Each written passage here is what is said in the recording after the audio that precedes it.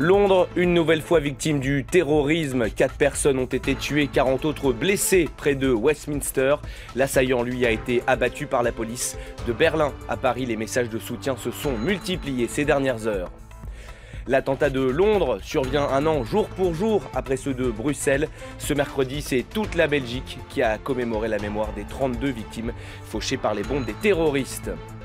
Également à la une, la présidentielle en France, le patrimoine des 11 prétendants à l'Elysée est désormais disponible en ligne. C'est une grande première sous la Ve République.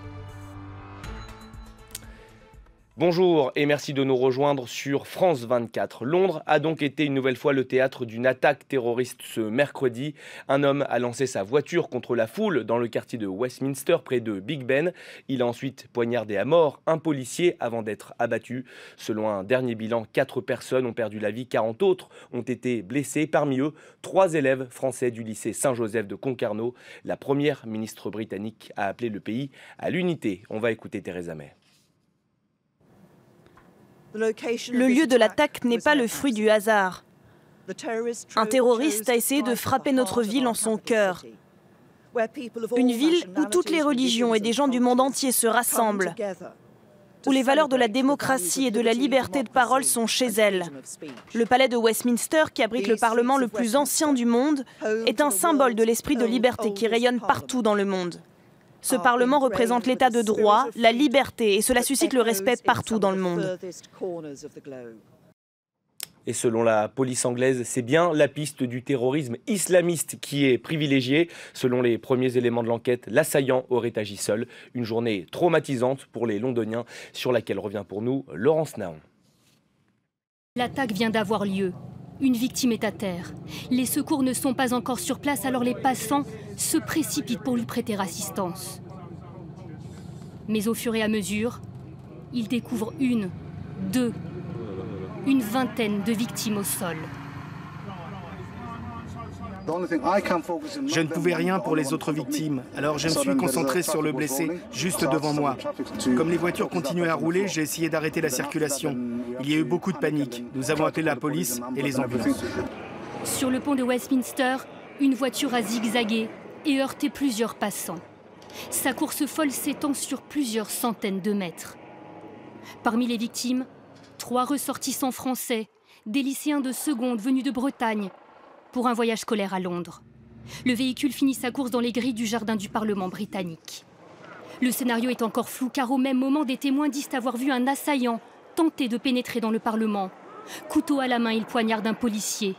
Devant les députés confinés, le leader de la Chambre des communes annonce la suite. L'assaillant présumé a été abattu par un policier armé.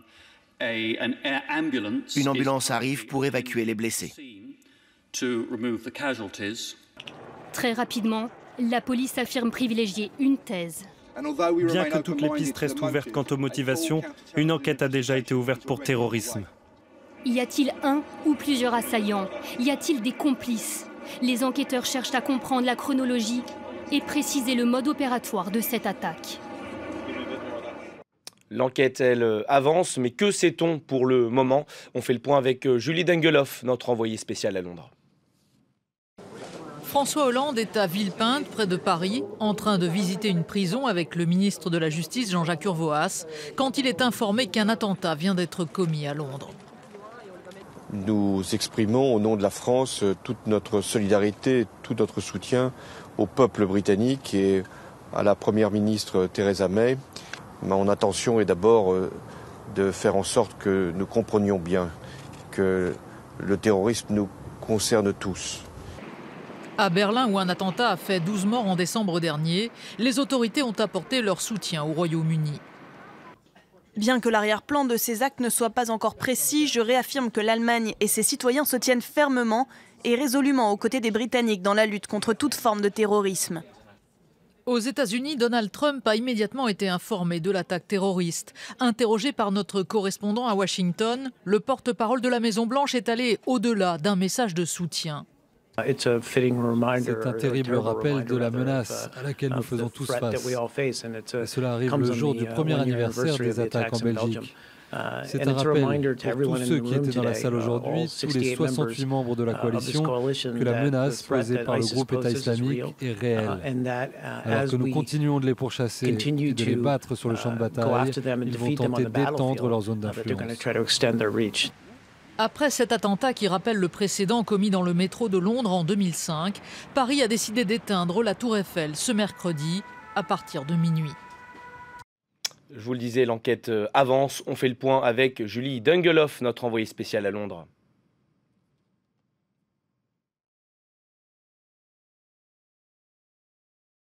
L'enquête se poursuit à Londres. Le bilan s'est alourdi à 5 morts, dont l'assaillant. Parmi les victimes, il y a notamment ce policier de 48 ans qui avait 15 ans de service et qui n'était pas armé au moment de l'attaque. Et puis 3 autres victimes parmi le public. 40 blessés sont actuellement soignés dans les hôpitaux britanniques, dont 3 lycéens de Concarneau.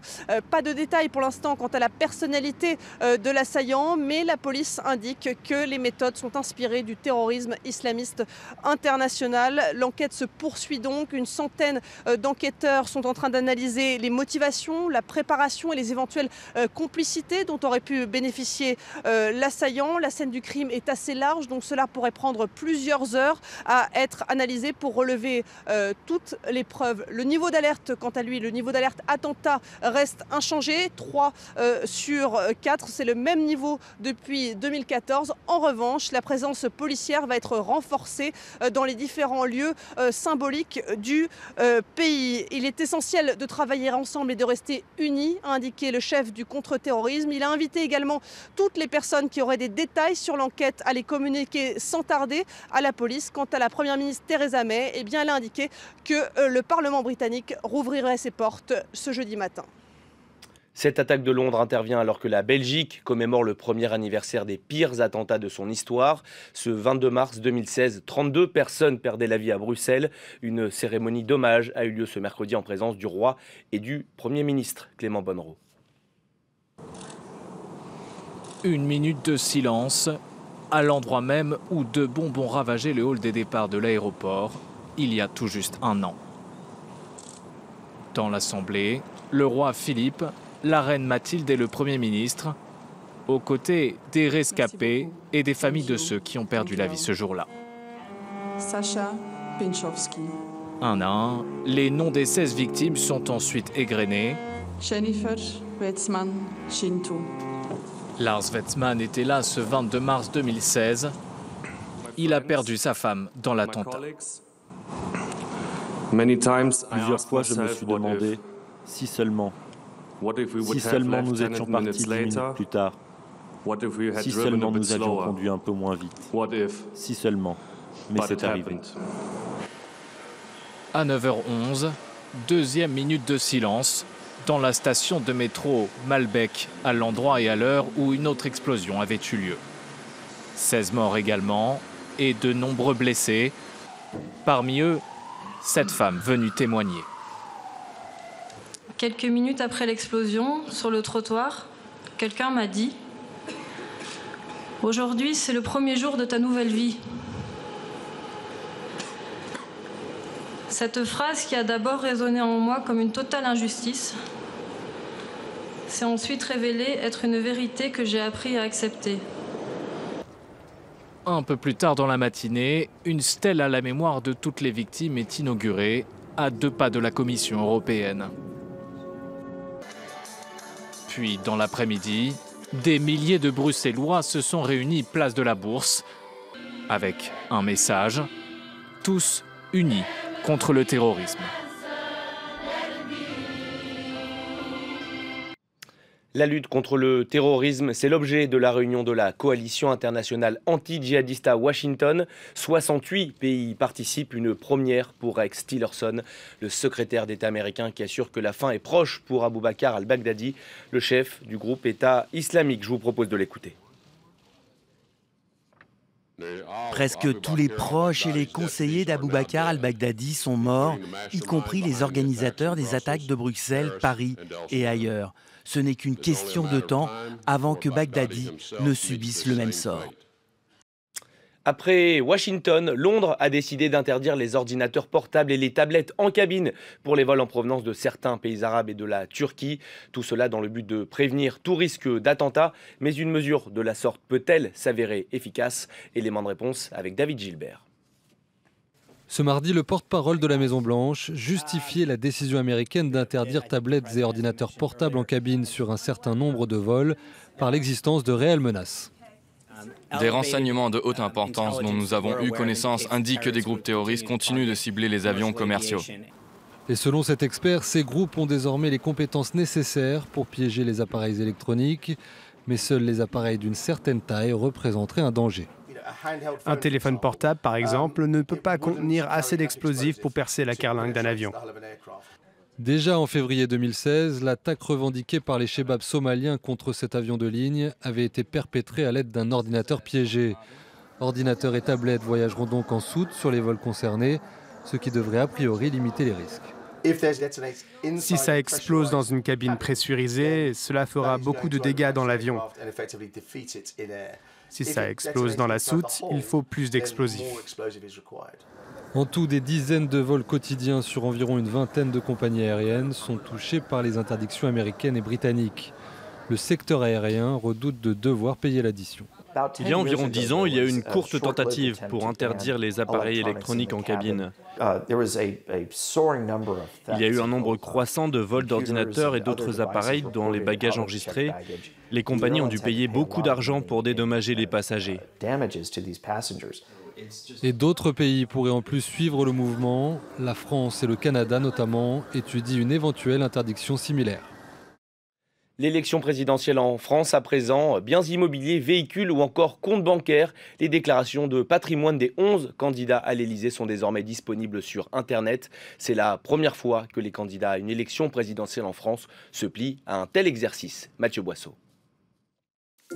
Pour la première fois, elles sont accessibles à tous.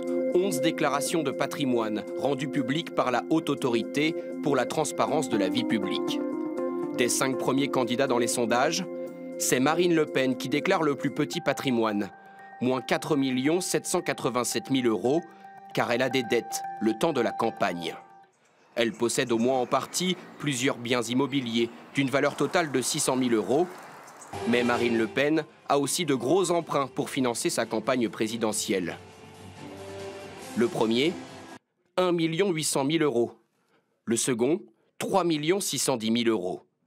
Des sommes qui lui seront remboursées par l'État si elle obtient plus de 5% des voix. Deuxième plus petit patrimoine, Benoît Hamon, 300 000 euros. L'ancien ministre possède un appartement de 60 mètres carrés en Bretagne et la moitié d'un autre, 100 mètres carrés près de Paris.